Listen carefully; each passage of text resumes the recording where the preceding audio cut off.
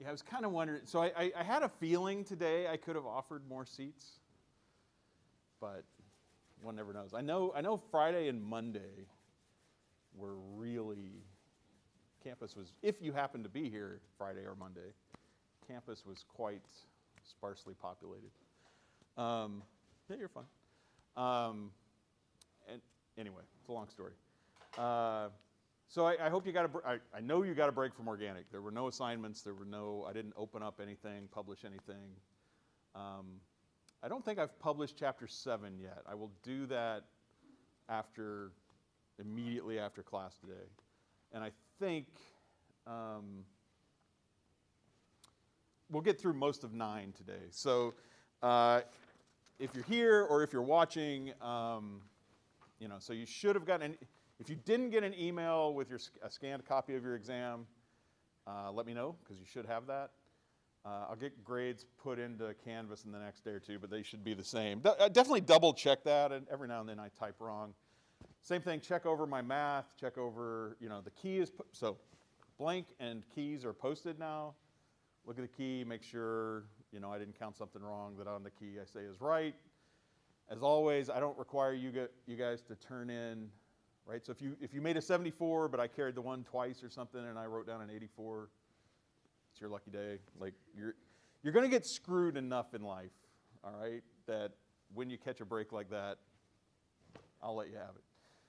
It's not going to even out for, like, when you get T-boned or something when you're 33 and total your Porsche. So anyway, if I made an error against you, say I didn't carry the 1 at all, please report that. I'm sorry. I know I've talked to a few people, and a few people have emailed. Tomorrow is a university holiday, and I'm going to stick to that, where I'm not going to hold office hours or make you do anything. Like I said, right now is a good time to take a breather from organic. Don't lose everything. But if you want to back off and just kind of come to class and take a day or 2 more, that's good. You don't have lab this week. You do have, you can't back off for the whole week. It's not like a real spring break. And I'm sure, I've heard people talking about Spanish exams and bio exams, like you're not going to get a complete break. But anyway, I will have some office hours on Friday. I'll have a lot of office hours next week. The main take-home message, we're past the W deadline, we're past the drop deadline, so you're in it now. Figure out what you did wrong. The lower your score is, probably the more you need to change about how you're doing things. There are a lot of people that are right there.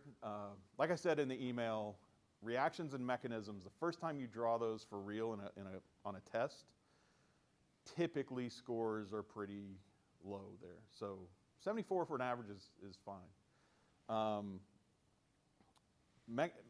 I can really tell, and this is not, there are studies on this, that for mechanism, that students, even students who go on to be like PhD organic chemists, memorize an awful lot of mechanism early on. And I could tell that because the score on that last page, where it was a reaction, so the addition of HBr to this alkene, like I suspect you guys like copied and recopied and rewrote that reaction dozens of times leading up to the test. And people did really well on that. The other one, where it was just random molecules people did worse on. And that makes sense from I memorized the mechanism versus I actually know what's going on with the arrows. So as much as you can, try to figure out what's going on with the arrows. But if you need to memorize it, memorize it. Like, memorization really is a good foundation for building learning, right? The fact that you've memorized stuff doesn't mean you understand it. But it's a good stepping point. So, what else? Anyway. The other thing I uploaded is this final project. So the final project's pretty long. I would now get started on that. There's still quite chapter 7, which I'm not trying to make you guys afraid of it, but chapter 7's long and involved. It sort of brings a lot of stuff together. There's a lot of chapter 7 on the final project. But you guys have now seen 70% of what you need for that final project. I would get started on it and sort of try to make a point of doing a problem maybe a day. It's open book, it's open note, it's open PowerPoint, it's open anything on my Canvas page. You can talk to me, you can talk to Mo, you can talk to the TAs, you can talk to the Chem Center. Just don't work them together, right? Don't. And if you work them, don't like copy. If you guys want to talk about stuff, and it's a hard line, and I'm not going to like, bug your dorm room to figure out what's going on. Don't copy from each other, all right? So it's really good preparation for the final exam. All right, our last midterm exam in here is May 4th. The final is like less than a week later. Okay, so you're not going to have time to go back and study everything from exam 1 and 2. You should be pretty fresh on exam 3 stuff for the final. Right now is really when you want to kind of be shoring up the exam 1 and 2 stuff with that project. 1, the project's worth 150 points. That's a lot of points. 2, like I said, it's really good review, and it's stuff that, like I said, all of you, whether you made a 20 or 100, nobody in here yet has it where it's just like cold. So it's really good going back and reviewing that stuff.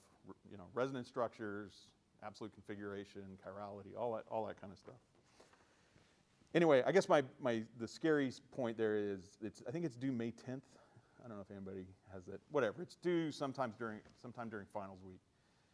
If you guys wait until May 8th to start this assignment, it's long enough you're not gonna pull that off. So whether you start today or not, start soon. Like I said then, so there's 150 points on the final project. There's 100 points on exam 3. There's 150 points on the final. There's going to be some quizzes left, right? So there's a lot of points still out there. I doubt we've crossed half the points in the class yet.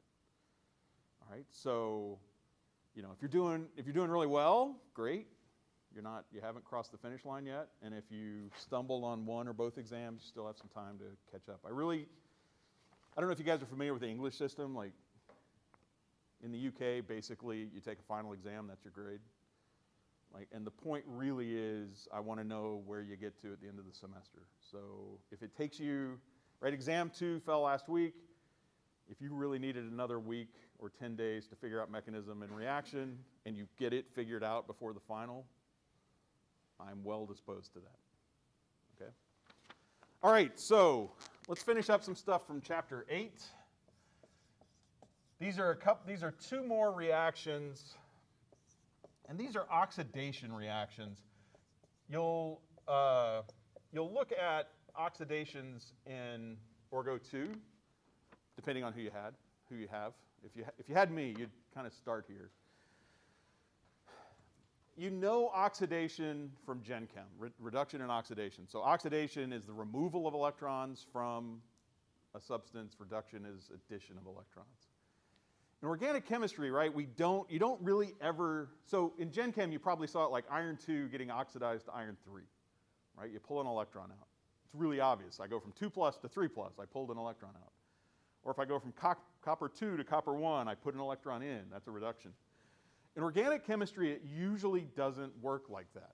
So it really does, an oxidation very, very often means we've added oxygen to the molecule. Sometimes, though, it's adding nitrogen or a halogen.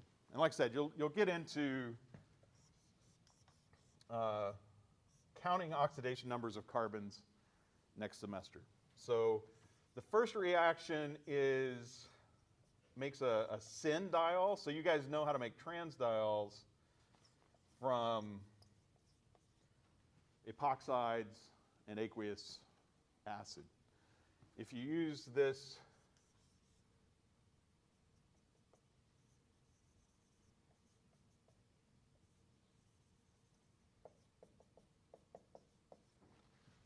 reagent called osmium tetroxide, OSO4, really pretty. It's this beautiful deep green color, the osmium reagent. Toxic as hell. Expensive, hard to get rid of. So there are some really cool, and hopefully we're going to have a day or two at the end of the semester. I know you're really hoping this, to talk about doing reactions asymmetrically. Okay, so this is another one of these reactions where you take an achiral flat trigonal planar alkene, you react it with achiral reagents, and you get a racemic product. All right, this was a big advance. So like I said, we know how to make transdiols from an epoxide in aqueous acid. So you'd like to be able to make a cis diol. And so this was a big discovery. And then we figured out how, instead of using, like as I've drawn it, we use stoichiometric osmium. So if I have a mole of alkene, I need a mole of osmium. A mole of osmium is astronomically expensive. So we figured out how to do this catalytically with an oxidant we could put in. So you could just use a catalytic amount of osmium. Your oxidant continually oxidizes the osmium back to OSO4. And then we figured out how to do this in such a way that we could use a catalytic amount of osmium. We could put in a chiral catalyst. And instead of this being plus enantiomer, we would get one enantiomer very much in excess of the other one. All right, so that's kind of how chemical technology develops. You find one basic reaction. We take an alkene. We can oxidize it to a diol. Turns out it's a transdiol. Well, let's make it cis. Cool, we can make it cis. Then we figure out how we can do it more efficiently, both in terms of money and waste. And then we figure out how we can do it to make one enantiomer over the other. All right, so a couple of Nobel Prizes came out of this, which is fun. This is another reaction where I'm just going to ask you to memorize it. I'm not going to ask for a mechanism. The mechanism. So chapter 8 in Klein, and this is true for like 90% of the organic textbooks out there, group reactions by reaction type, right? So this is additions to alkenes. I like the first half of this chapter a lot in terms of I can explain it to you mechanistically, right? The alkene is a Lewis base. It's attacking something that's electron poor, a Lewis acid. All of these reactions are sort of like that, but the mechanisms don't follow quite as smoothly. And so I hate to ask you to memorize reactions, but I think that would be better than giving you like 9 different types of mechanisms to look at before you've got sort of the basic Lewis base, arrow to a Lewis acid, arrows as needed after that. All right, so the other oxidation is really the most powerful oxidation. Another pretty molecule.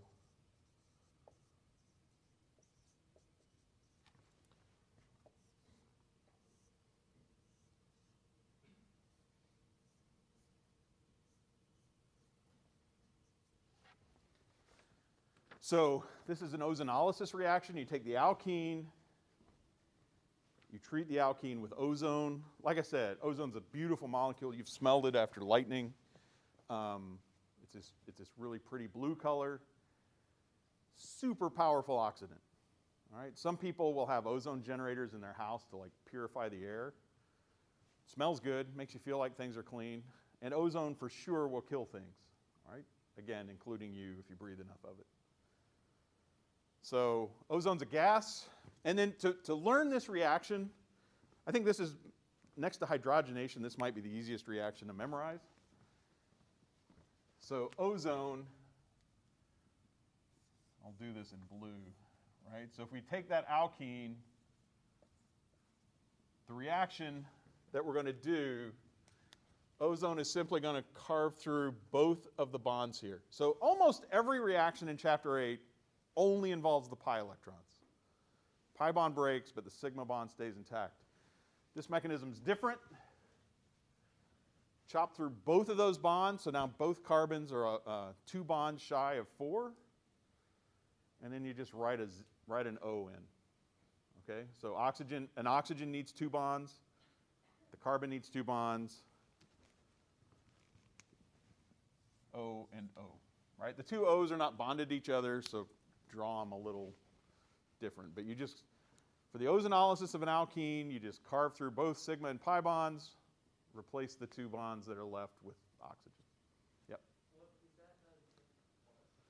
It's a zinc 0. So this is an ozone actually over-oxidizes the alkene, and you need a reductant to kind of bring it back. So DMS is dimethyl sulfide.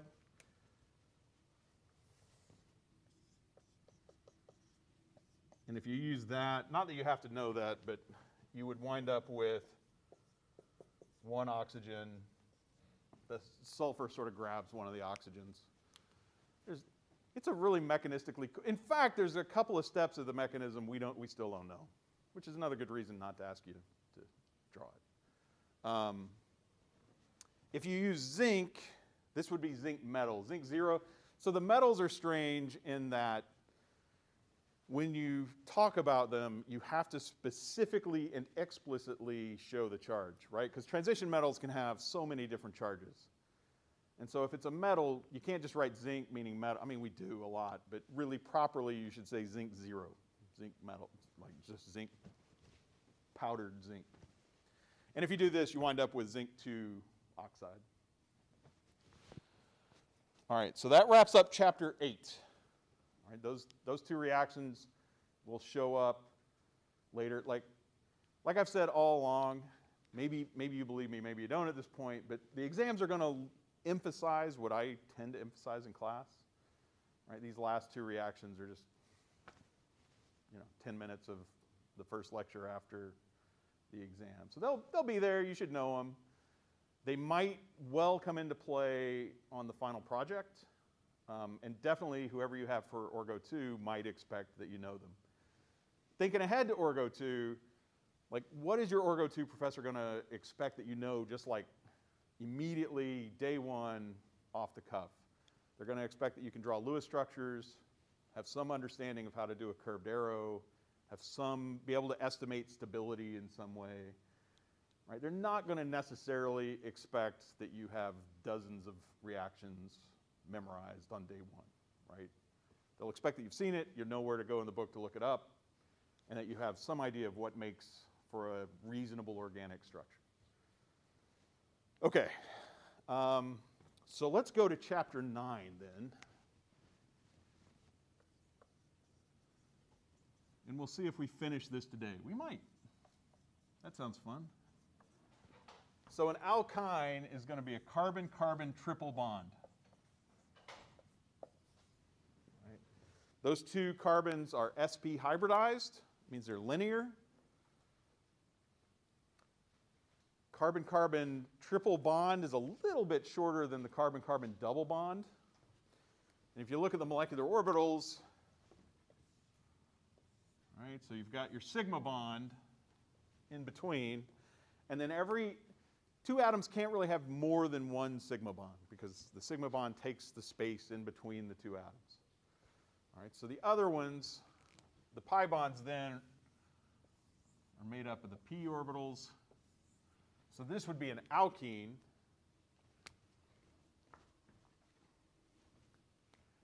And then orthogonal, for an sp carbon, orthogonal to the p orbitals, to two of the p orbitals, are going to be a second set of p orbitals. Right, so this one's coming in and out of the plane. So the blue p orbitals are in the plane of the board. The green p orbitals are sticking out toward you and back away from you. And so you get a bond, sort of a pi bond here, and a pi bond here. And so you also have two pi antibonding orbitals that go along with that. That's two unsaturations. Right? So every pi bond is an unsaturation. So acetylene, C2H2, has two unsaturations. Now, and the other thing is, right, the alkyne has two pi bonds. So you might expect, and if you think this, then you're right, that the pi bonds in an alkyne are going to do similar chemistry to the pi bonds in an alkene. And so really 8 and 9 flow together. I think I had initially said after 8 we're going to go right back to 7, but it makes more sense to finish 9 before we go back. And so, for example,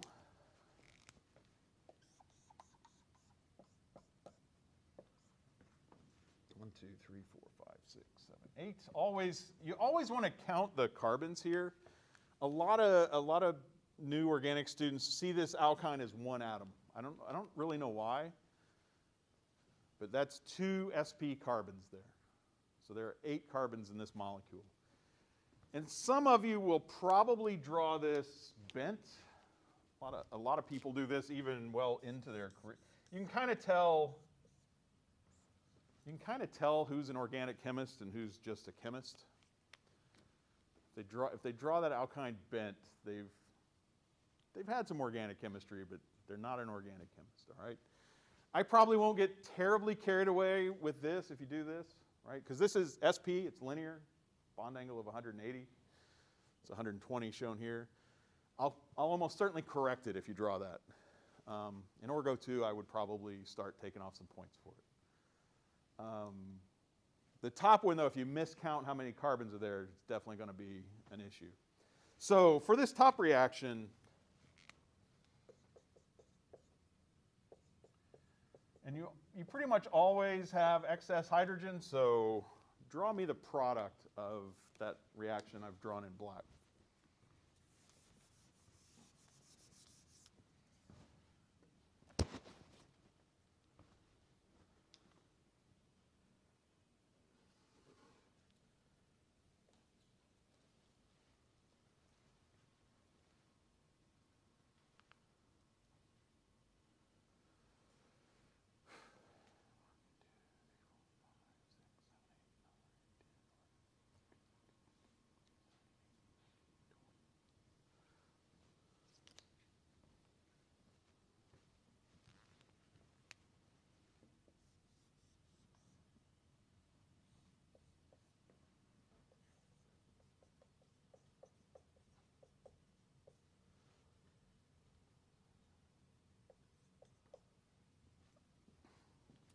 If you're struggling, draw the product of the bottom reaction.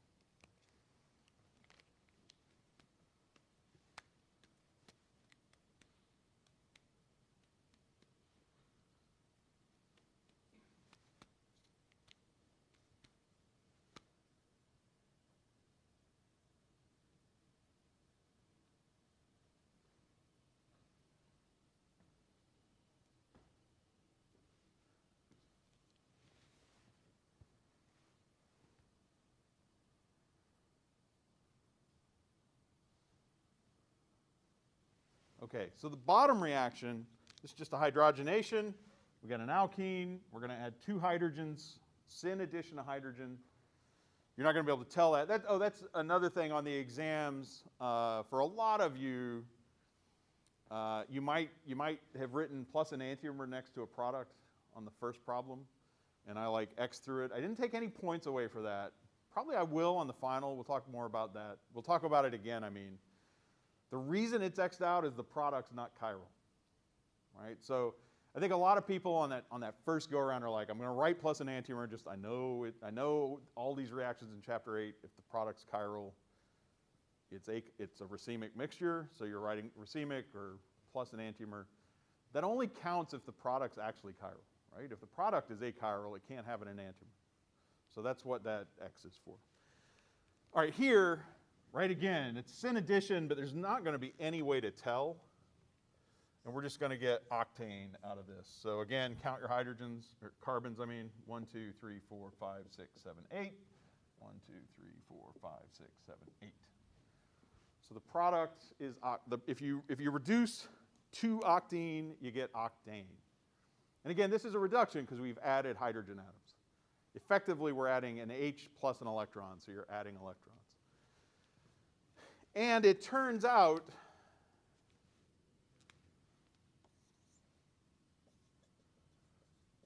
that it's the same product as we'd get from reducing to octyne. All right, so hydrogen will add to the alkyne 2 hydrogens adding from the same side. Right, so you get syn addition.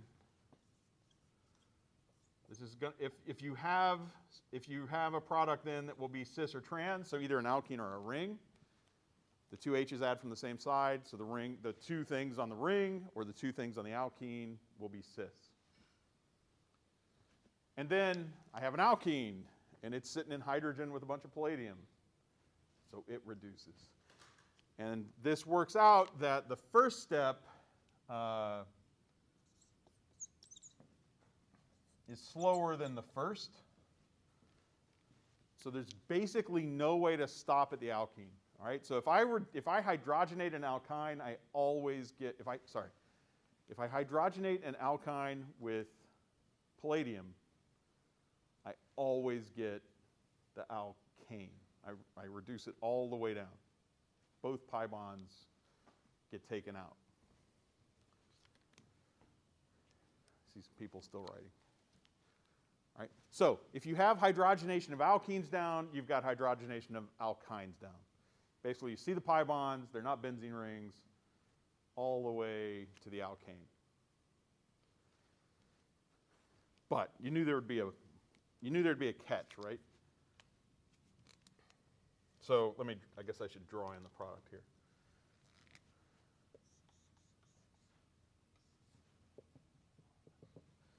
Okay, so I'll put this in red. I know the camera doesn't always pick red up. If instead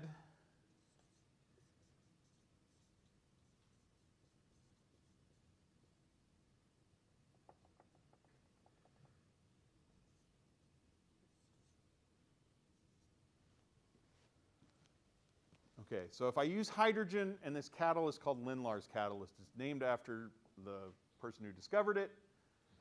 Generally, I don't like those. So what's going on here? Lindlar's catalyst has some palladium in it, right? But it's not just palladium. So again, it's the 1920s, 30s. I honestly have no idea when he did this, but it was a long time ago. We can reduce an alkyne all the way to the alkane. They had figured out that the reaction goes through the alkene, right? So again, alkyne goes to alkene first, and then you've made an alkene sitting in a reaction condition where it reacts. And so the thing you want to do is, can we stop it somehow? And so what Lindlar and the people working with Lindlar did is just good old-fashioned empirical chemistry, okay? So the idea is if we make our catalyst a little less effective, maybe it'll stop at the alkene. Well, how do you do that? And what they did is just literally ran thousands of reactions. Let's take our palladium and let's dump some salt in it. Then let's dump some potassium carbonate in it.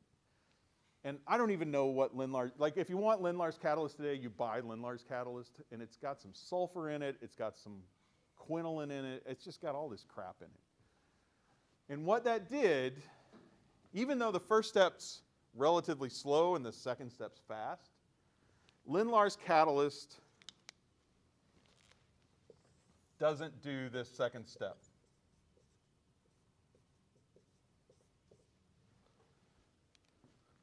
All right? So alkenes do not react with Lindlar's catalyst. And that's a huge, this guy Lindlar, we're still using his name. I can't tell you anything about him. I don't know, literally know nothing about him. I should rectify that. But anyway, he's moderately famous. You could have your name.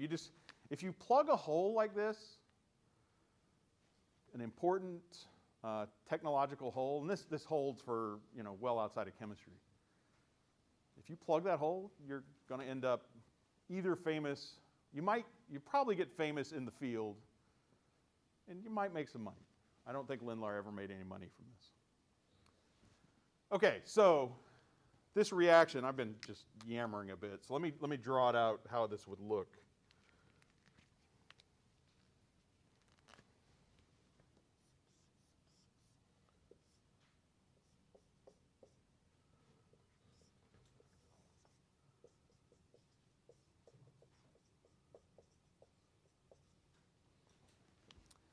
I'll give you a second to try that one out. So what happens if I take the molecule, the lower left, and I hydrogenate it with Lindlar's catalyst?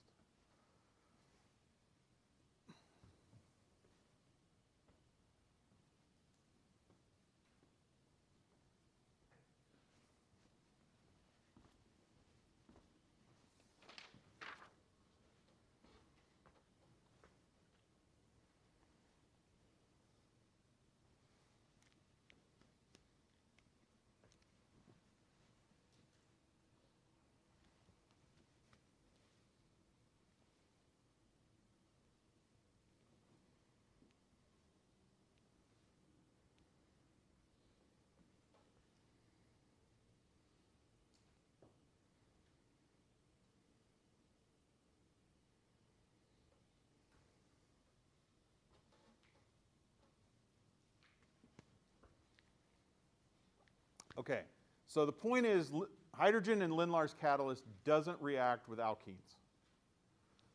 That's true even if it starts with the alkene. And so this is, you guys, now that you've seen some reactions, I've put you through one exam, so I'm going to consider you veterans. Right? Like, how do you, a question that's going to come up is, how do you know when a reaction's done? And the way you do that is you simply draw what you think will happen. And then you look at that product and you ask yourself, will this molecule react with all the stuff it's floating around with? And if the answer is yeah, like if I was given what I think of as the product and the reagents and I said a reaction would happen, then a reaction's going to happen. Right? This molecule doesn't know whether it's the starting material or an intermediate. It just knows who it is, and it's exposed to these conditions. It's like up here. So we take 2-octyne. It reacts with hydrogen and palladium. You get an alkene. That alkene doesn't know it's not the starting material. Right? That alkene doesn't know anything. It's just a molecule. So ask yourself, will the alkene react with hydrogen and palladium? Yeah, I think it will. Then it's going to react. Okay, so, and I mean, that sounds really simple, right? It's like a lot of cool things. It's a simple rule that has a lot of nuance. So here, though, we would say the alkyne is going to react with hydrogen and Lindlar's, but this alkene won't. So that first alkene stays there. And then the alkyne reduces by syn addition. And again, you need to get the same number of carbons. So 1, 2, 3, 4, 5, 6, 7, 8, 9. 1, 2, 3, 4, 5, 6, 7. See? -2. Always count your carbons. All right. And then you ask yourself, is that product going to react under the conditions? And that product has 2 alkenes in it. Alkenes don't react with Lindlar's catalyst, so it's done. That reaction stops. So it's not that, because I guess one thing I've seen students interpret is one addition happens and then it stops. So they'll reduce this one and say, well, one addition reduces that to an alkane. Right? But the alkene won't react. That starting trans alkene doesn't do anything. Yep. Why is the end product of that hydrocarbon poke out instead of Poke out here instead of coming here? You could draw it here, it'd be fine. Right? That'd be a rotation around that bond. Yeah. That's a single bond. So it is, if the methyl group was here, this comes back to, this would be like a golden oldie.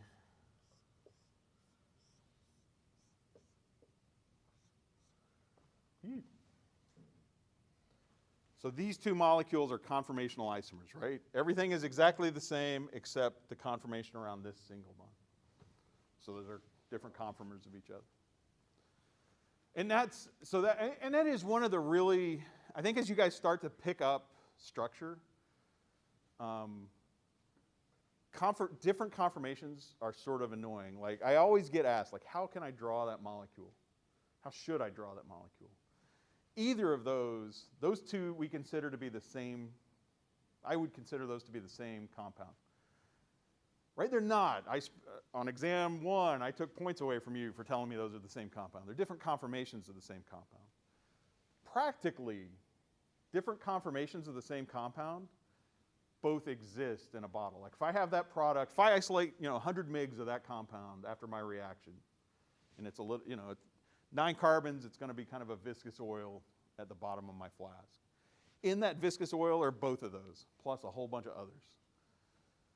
So anywhere you have a single bond, you can kind of draw whatever, it has to be tetrahedral. The sp3 atoms have to be tetrahedral. The sp2s have to be trigonal-planar.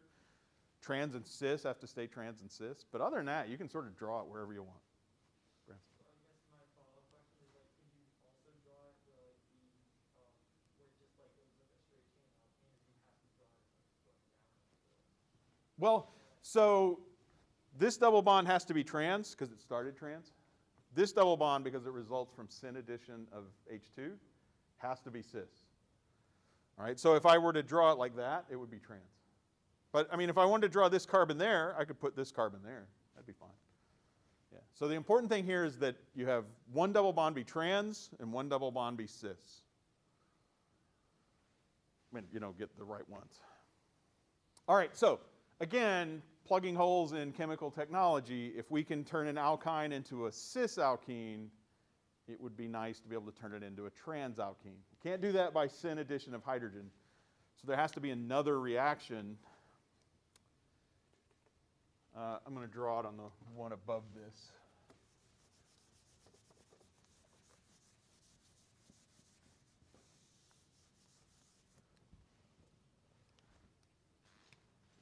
So I'm going to take this same compound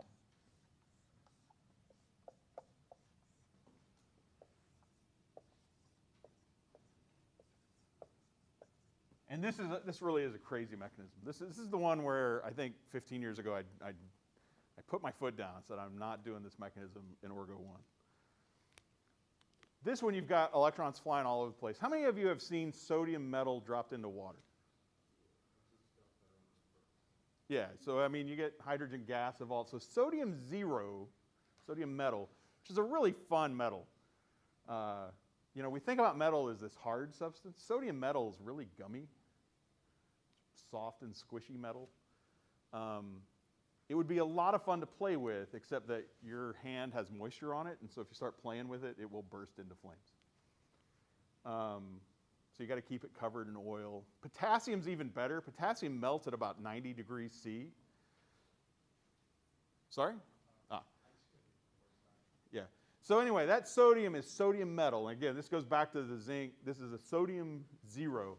And as you guys know, right, the alkali metals want to give up an electron and become positive. So lithium, sodium, potassium are really easy to oxidize.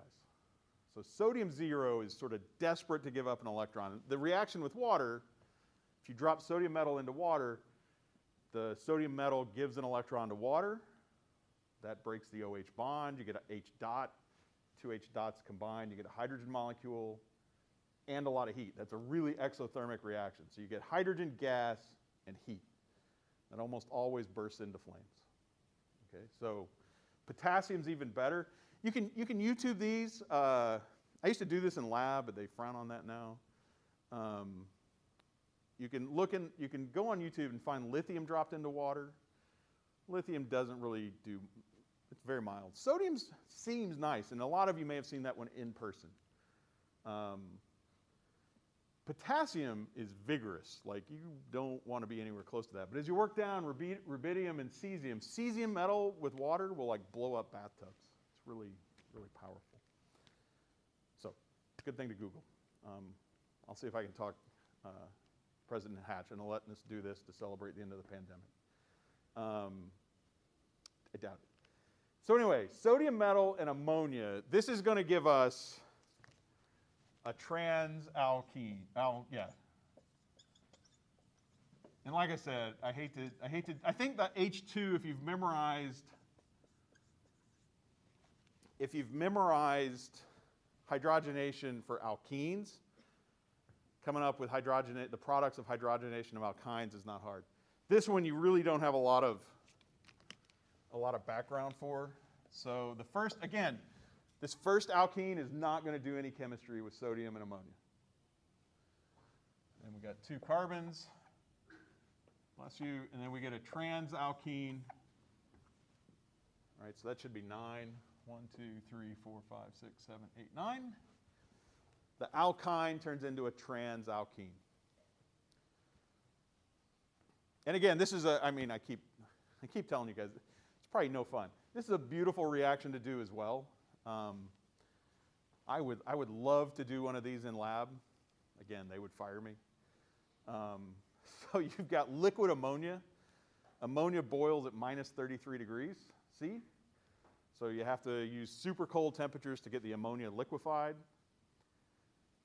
If you do this on an industrial scale in like a multi-million-dollar lab, you can do that without ammonia vapor going everywhere. In our labs, every time I've done this, well, not every time.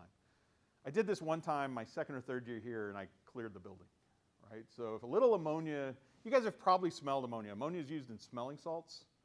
I don't know if anybody's ever had a smelling salt used to revived them or just played with it. But it's just like ammonium chloride, right? And there's always just a little bit of ammonia coming off of it. And if you hold the ammonium chloride like right up under your nose, it really jolts your brain. Your brain wants to run away. So even if your brain is wanting to shut down because you just got whacked in the head with a ball, it wakes up and is like, oh, I can't go to sleep yet. I need to run away. Fun biology. That's like just like parts per million ammonia. So if you open up a pressurized ammonia tank and you don't have the line sealed well, your colleagues get very annoyed with you. All right. So add to that metal, sodium metal. All right. So the sodium metal gives an electron away to ammonia. And the electron, in this case, goes into the alkyne. All right. And then that also, it's called a solvated electron. It's this like electric blue color. It's a really, so you could Google that one too. It's a really pretty reaction. All right, so sodium and ammonia will take an alkyne, turn it into a trans-alkene. It's not going to touch any other alkenes. It won't do any other chemistry. All right, so now we know how to turn an alkyne into a cis-alkene using hydrogen and a trans-alkene using sodium and ammonia, and into an alkane using hydrogen and just palladium. All right? So again, like that's all pretty much just straight up memorize it.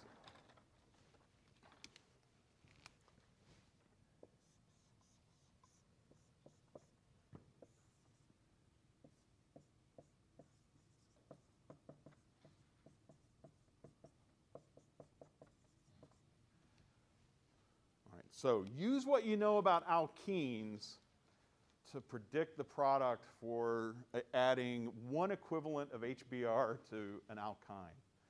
And again, when I say one equivalent, it's a stoichiometric argument, right? If I have 0.23 moles of alkyne, I have 0.23 moles of HBr. Two equivalents would be 0.46 moles of HBr.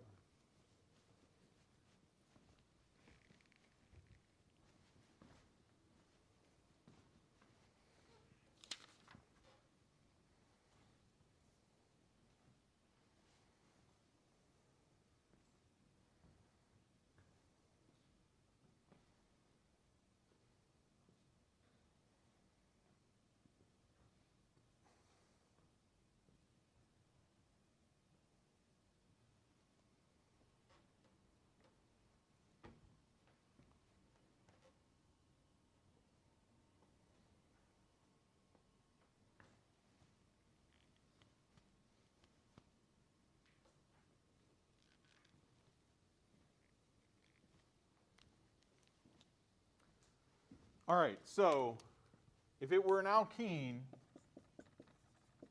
you'd predict that the alkyne pi electrons would hit the H. You'd break the HBr bond. This is the mechanism. This is number 12 on the exam, basically. And you'd get an intermediate.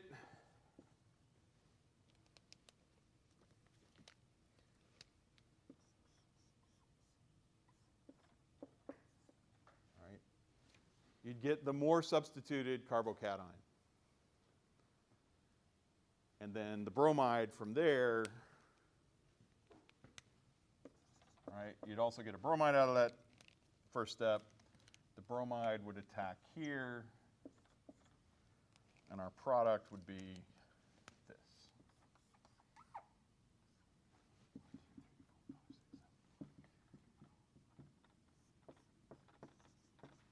So if you predicted that, that's correct.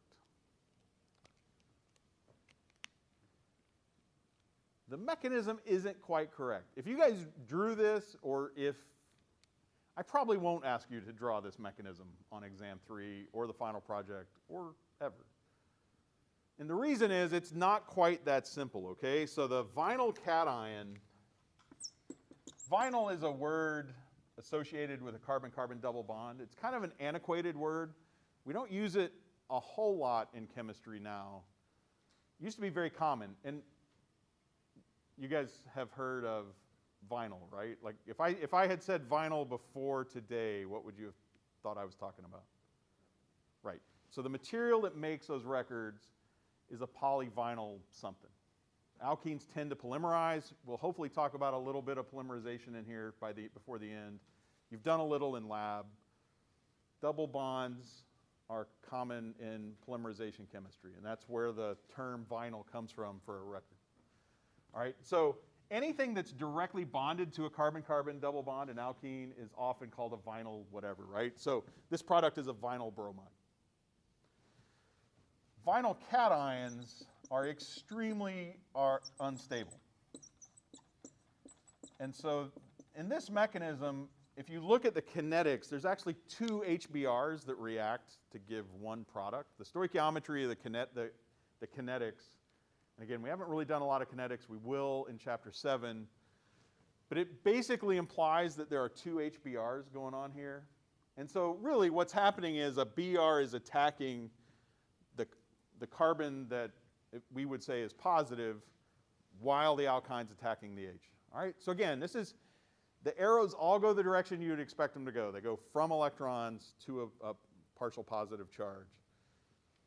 But since it's a little more complicated, I'm not going to ask you to do this mechanism directly. But the products you would predict go exactly the way you would expect. Right? The bromide ends up on the more substituted carbon if there's a difference. Now, if there's not, if there was another group here, right? If both of those sp carbons had another carbon attached to them, you'd get a mixture. It'd be a mess. So we don't do that much. And in fact, then you might say, well, does this compound react with HBr? And the answer is yeah, it probably would. Right? And so I say one equivalent, but it's hard to stop this reaction at one. So if you have excess HBr, or even if the temperature is very high, you'll just get a second addition. And it, again, follows Markovnikov's rule exactly. Right? So you add two BRs to that one carbon and two H's to the other carbon.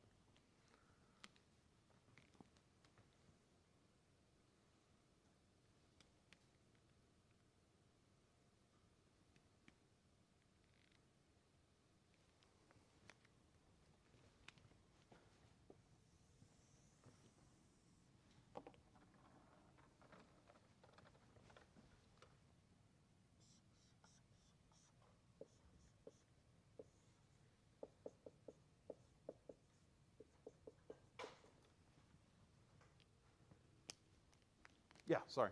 Would those BRs be on like the wedge and the dash? They would, yeah.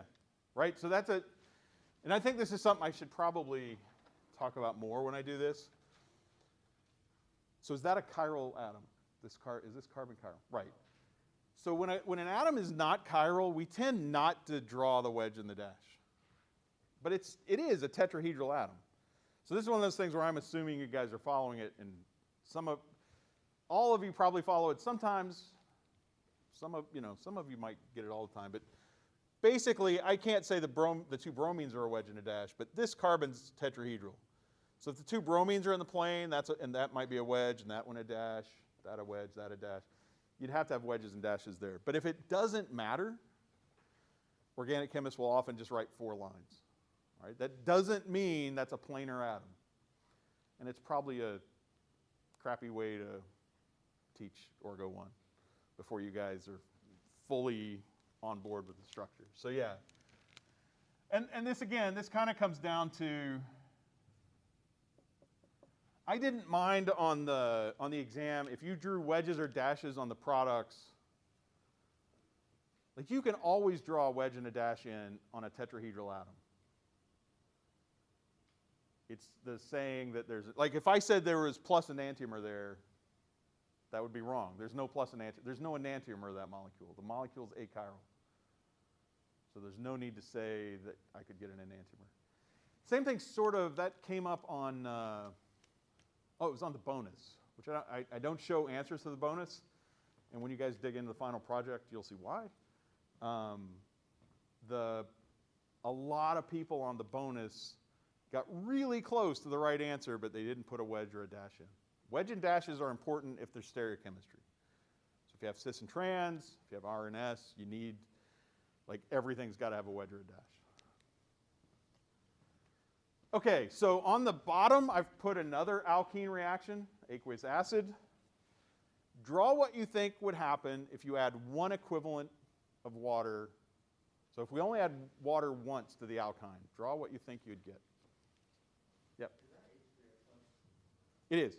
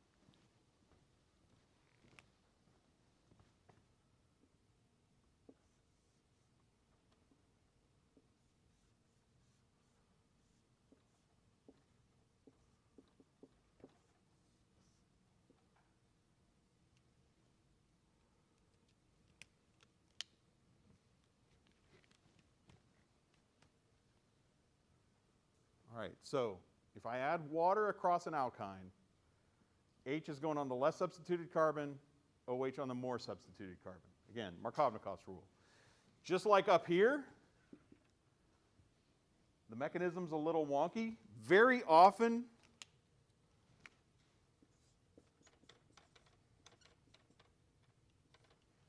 all right, very often in alkyne chemistry, this reaction gets catalyzed by mercury 2+. The book talks about this, and it's worth knowing. Again, I think it's one of these things.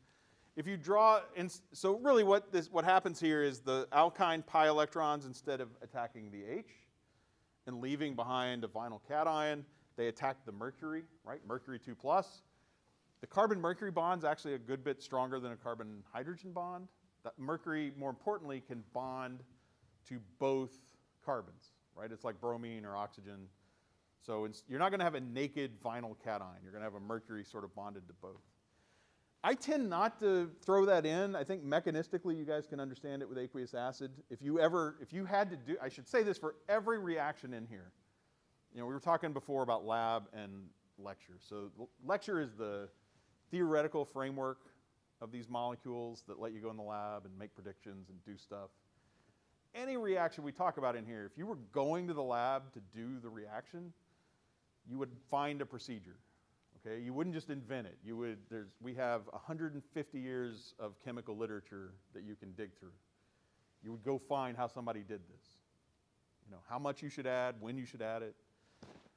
The other thing is all science textbooks tend to lag 20, 30, sometimes 50 years, like cutting edge science. Nobody uses mercury for this reaction anymore. Okay? Mercury is toxic. Because it's toxic, mercury is actually pretty cheap, but because it's so toxic and such a persistent pollutant, it costs a lot of money to get rid of it. Okay? So if I go upstairs and I run a reaction and I generate mercury contaminated waste, I can't just like ship that out in the standard chemical waste. I got to pay somebody extra to come in and get mercury contaminated waste and take it away. That cost is actually so high that this reaction is now catalyzed more generally by gold. All right, gold is actually, so gold is not the most expensive metal on the board. That'd be palladium. Palladium's a good bit more expensive than gold. Gold is also a really fun metal. Some of you probably will have Amanda Jones next semester in Orgo 2. If you do, please tell her I mentioned gold chemistry in here. That's her area of research. Gold does a lot of really interesting chemistry. It does some unique chemistry, but it also does a lot of the stuff some of these more expensive, or not expensive, but more environmentally hazardous metals do. And gold is basically benign. Okay? You can drink gold. Most people don't because, you know, it's expensive. Doesn't do anything for you. But this was, you've probably all heard versions of this, right? Potable gold was thought at various points in history that it would make you immortal. All right? Won't do that. Won't kill you, but it will not make you immortal. So anyway, you can kind of get rid of gold. You don't have to pay extra to get rid of gold. Amanda Jones' lab generates gold waste. That sounds kind of stupid, I know, in a vacuum. But gold contaminated waste. Anyway, basically what's going on here is you need a Lewis acid. Right? The mechanism you would have thought of is pi electrons to the H. So that's a Bronsted acid. Lewis acids do really the same sort of thing. So if I have something that's a really strong Lewis acid that will make a bond to carbon, the alkyne will attack it. Okay, so if you just want to look at this mechanism as a protonation, I'm fine with that, drawing a vinyl cation. Like I said, I want you to keep in mind that vinyl cations generally are really unstable. Okay, so if you do a Markovnikov addition of water to the alkyne, you end up with this compound that I've got in brackets. This is called an enol. All right, the etymology of that is alkene, ene, and an alcohol, all. All right, so an enol. And under aqueous conditions, actually really under any conditions, that looks like a perfectly reasonable molecule, right? Anybody look at that enol and think, oh crap, you can't have that? Looks fine. Carbon-carbon double bond, an OH. Under almost any conditions, though,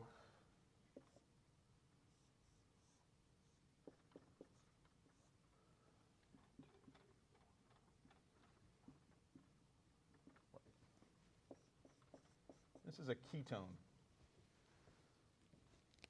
Under almost any conditions, and for almost every type, the enol tautomerizes to the ketone.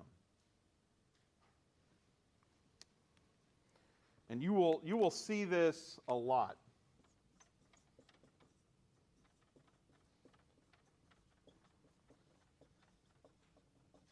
This is called a tautomerization reaction. They're not resonance structures, but they're pretty close. Right, so the H, and I'm going to go through the mechanism here in a minute. This is an important mechanism. This will be an important mechanism to know. The H moves to the carbon, the other carbon of the double bond, and the double bond moves between the carbon and the oxygen. So let's do this.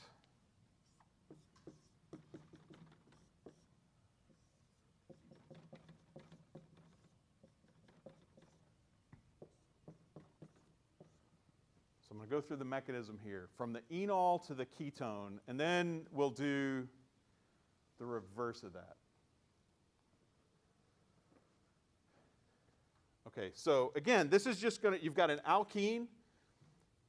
This OH, right, that OH is an electron donor. The OH, by resonance, is pushing electrons into the alkene.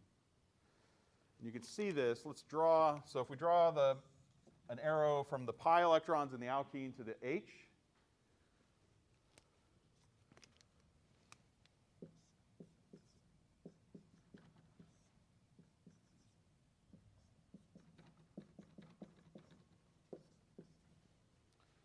right? So if I protonate the alkene, and again, we're going to make the most stable carbocation. That's going to be the most substituted. In this case, it's also going to have the positive on the carbon bonded to the oxygen. So now I get a resonance structure. I'll get out of the way in just a second.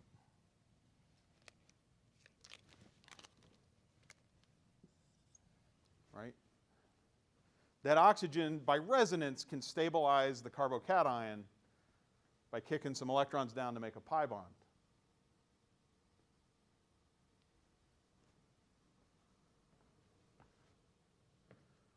And the cation on the left is actually quite stable. All the atoms have a full octet. I mean, it's a strong acid. Don't get me wrong. It's not like you're not going to isolate that. But as far as a cation goes, it's more stable than if that OH was a methyl. So it's tertiary. You could already see that that's a tertiary cation, so that's good. But the lone pair in the oxygen stabilizes that cation a little more, Makes this a really good cation. So if forming the good cation, this is going to be a really fast step, right? An OH bonded to the alkene is going to be a really fast protonation step. And then if you wanted to go to the ketone, the water will eventually pick up the H, and actually, sorry, and then the OH electrons make the pi bond. All right, so pi electrons attack the aqueous acid. That's a reaction you guys already know. You get the more stable carbocation.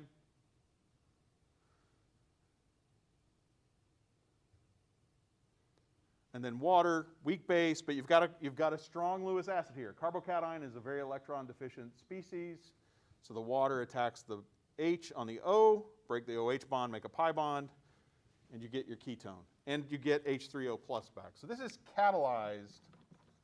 This is an acid catalyzed reaction. And like I said,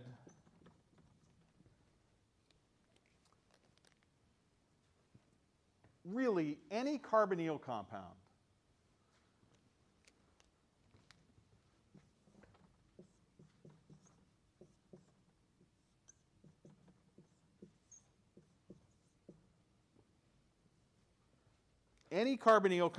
so long as there's one H on a carbon next to it, so as long as the carbonyl is bonded to at least one carbon and that carbon has at least one H, you can make an enol.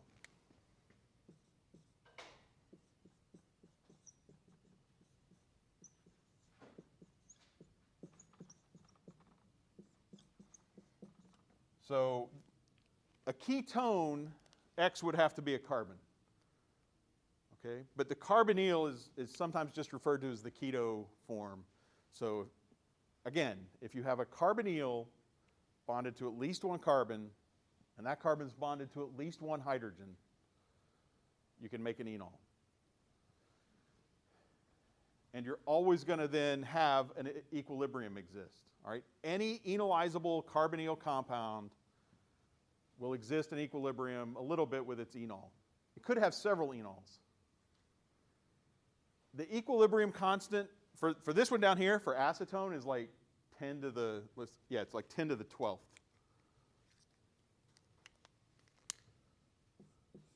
This is for acetone itself.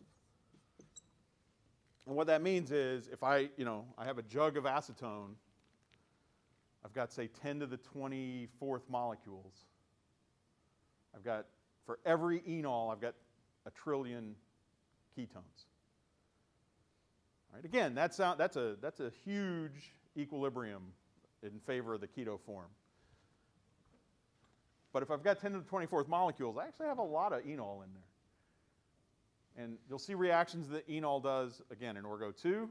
And so if I have my fresh jug of pure acetone, I inevitably have products of those enol reactions in there.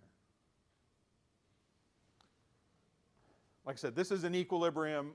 This mechanism, I think, is the only mechanism on the board today that will end up in play on exam 3. All right, so you need to know this mechanism. Yeah, you need to know this mechanism. I don't have to say anything more than that. By the way, you asked if that was H3O+. Was that hard to read? I just didn't know. I thought it was. So what do you think this word is? That's Yeah, no, I keep seeing it out of the corner of my eye. I'm like, why did I write fart on the board? I'm like, oh, that's fast. All right. Anyway, here, let me, since this is on video, let me, there. Now it looks like a 5. Anyway. Yeah, I didn't mean to distract you by either, but at some point you just have to say something, right? All right, 10 minutes to go. There's one last alkyne reaction I'll ask you to know, and it's also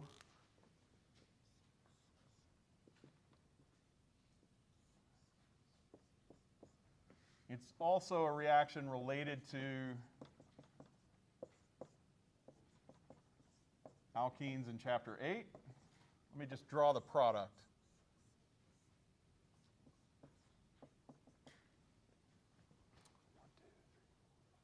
All right. So if I take an alkyne, a terminal alkyne, I should have mentioned that.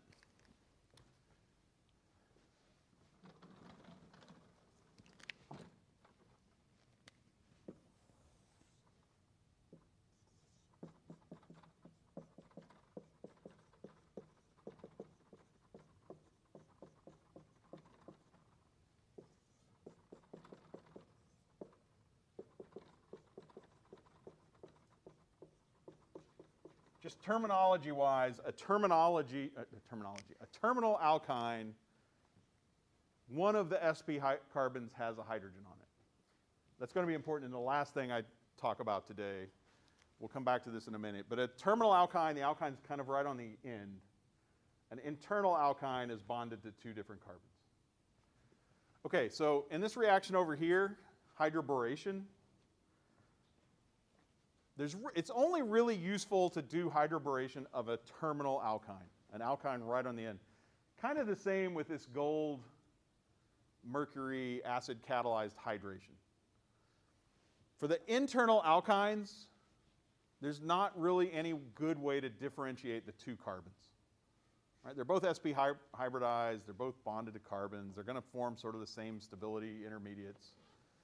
So these reactions all really pretty much boil down to having the alkyne right on the end. And I've shown this with an aldehyde. What I would like you to do is tell me what intermediate led to that aldehyde. Give you about 60 seconds for that.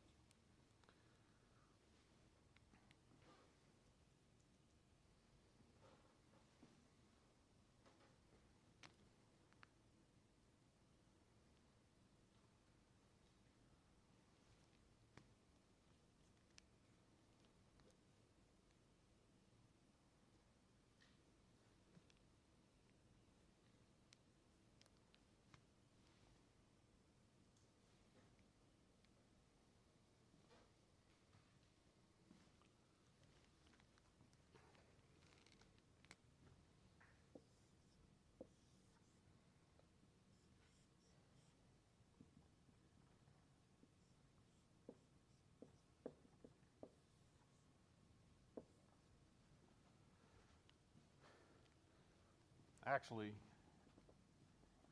being a little... So step one, I didn't actually ask you guys to learn this mechanism.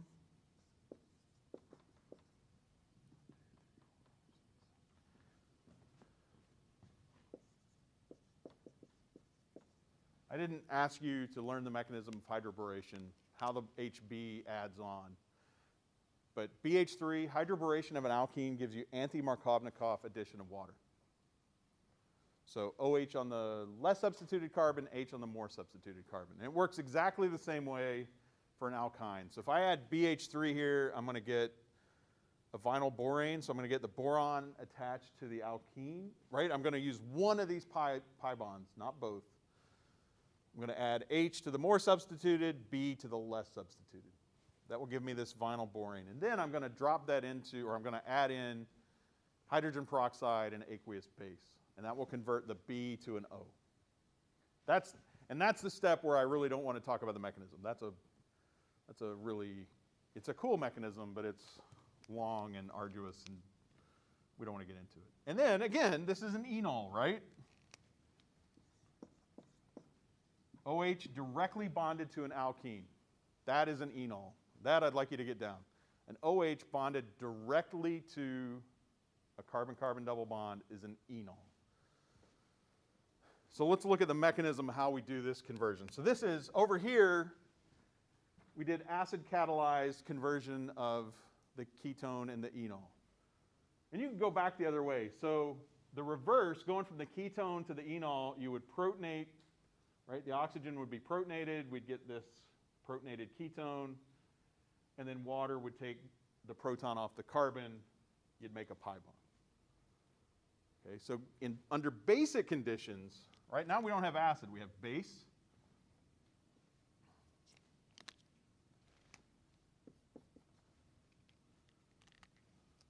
Okay, so hydroxide is going to take that proton,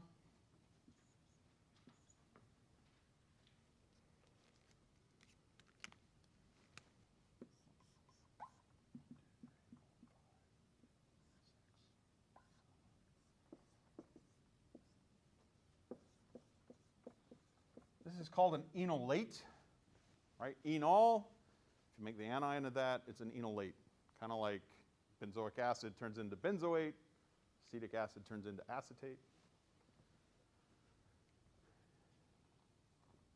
And now we've got water in there. We need to make a carbon-oxygen pi bond. And we need to, there's an H already here. I haven't been drawing it. We need to add, right, this carbon has 2 H's. This carbon has 1 H. So we need to add add a hydrogen to this carbon, make a pi bond. And the way we do that, so the electrons on the anion make the pi bond. Carbon can't have 5 bonds. So that pi bond grabs a hydrogen. We reform hydroxide, right? So this is a catalytic reaction in hydroxide. You don't need stoichiometric hydroxide. And that gets us done. The thing I'd point out here, again, so you've seen 2 mechanisms, one in acid, one in base. Under acidic conditions, you can make strong acids. Right? Under acidic conditions, you're never going to have a strong base. You're not going to have hydroxide reacting under acidic conditions. You're not going to make, carbon O- under acidic conditions. Everything's going to be protonated or neutral. Under basic conditions, right, you're not going to protonate anything. You can't make a strong acid. You're not going to have H3O plus hanging around. You've got hydroxide. We can pull the OH off, and we can make this strong base. Right? And then we can reform hydroxide. So under basic condition, you can make strong bases and weak acids. Under acidic conditions, you can make strong acids and weak bases.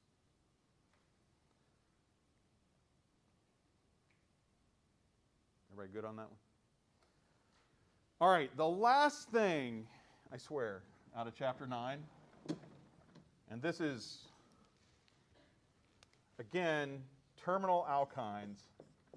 I'm going to put this up here and then not do anything with it for a couple of weeks.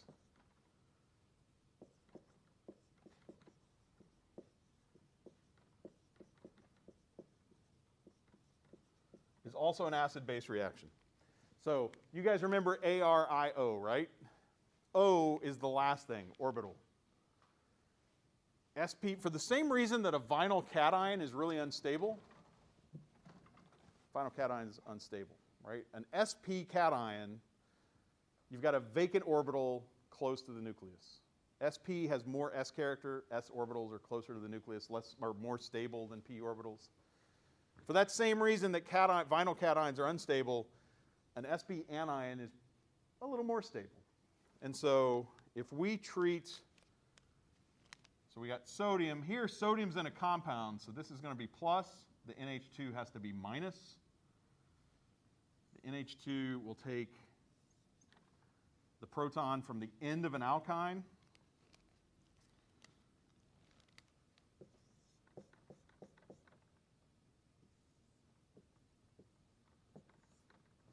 It's not a semicolon, that's a minus. There's an Na plus here that goes along with it, NH3.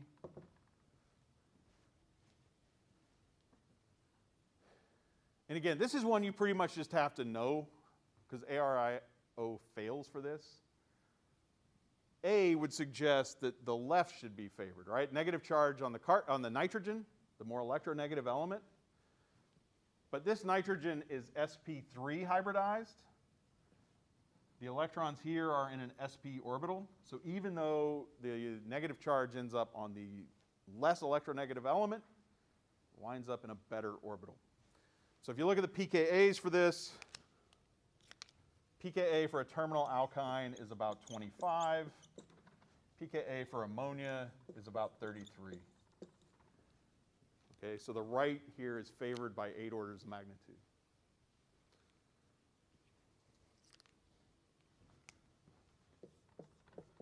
And I want you to write this down and think about what it means, and then we'll go away. The alkyne anion, that C minus, that carbon minus, is a really strong base, and it's a really good nucleophile. In Chapter 7, we'll talk a lot more about nucleophiles. This is a good one, all right? Leave it there. Just circle good, strong base, good nucleophile. We'll come back and talk about that after we've talked about SN2 and SN1. And so I did it. I'm a champion. That is all of Chapter 9. If you find something in Chapter 9 I didn't talk about, congratulations. It's not on the exam. So have a good day, a good labless afternoon. You can, definitely go if you need to go. I'm just rambling now. I will be in touch with posted office hours. Compare your exam to the key. Go back over it. Like, come to me with. I know you're going to have a lot of you will have questions about how that affects your grade and all that. That's all pretty well spelled out in the syllabus. But like I said, there are a lot of points left. So don't freak out. Bigger thing is to figure out how we plug the holes. All right. You're welcome. I will see most